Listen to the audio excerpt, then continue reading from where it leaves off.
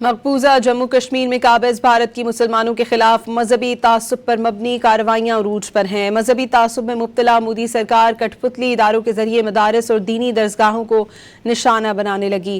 بھارتی news agency press trust of India کے مطابق بھارتی قومی تحقیقاتی ایجنسی نے سری نگر اور شوپیاں میں 3 مختلف مقامات پر چھاپے مارے۔ این آئی نے شوپیاں میں جامعہ سراج العلوم پر چھاپا مارا، جسے بھارتی حکومت پہلے ہی یک طرفہ طور پر غیر قانونی قرار دے چکی ہے۔ پریس ٹرسٹ آف انڈیا کے مطابق این آئی کے اہلکاروں نے شوپیاں کے علاقے امام صاحب میں واقع ایک اسکول کی بھی تلاشی لی۔ مرکزی ایجنسی کی ایک اور ٹیم نے مولو چترگام میں جماعت اسلامی کے سابق سربراہ شہزادہ اورنگزیب کی رہائش گاہ پر چھاپا مارا۔ مرکزی ایجنسی نے سری نگر کے لال بازار علاقے میں جامعہ البنات پر چھاپا مار کر خواتین کو ہراساں کیا۔ مقبوضہ جموں کشمیر میں قابض بھارت کی مسلمانوں کے خلاف مذہبی تعصب پر مبنی کارروائیاں عروج پر ہیں۔ مذہبی تعصب میں مبتلا مودی سرکار کٹھ پتلی اداروں کے ذریعے مدارس اور دینی درسگاہوں کو نشانہ بنانے لگی۔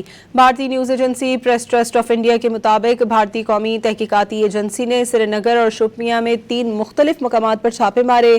این آئی نے شوپیاں میں جامعہ سراج العلوم پر چھاپا مارا، جسے بھارتی حکومت پہلے ہی یک طرفہ طور پر غیر قانونی قرار دے چکی ہے۔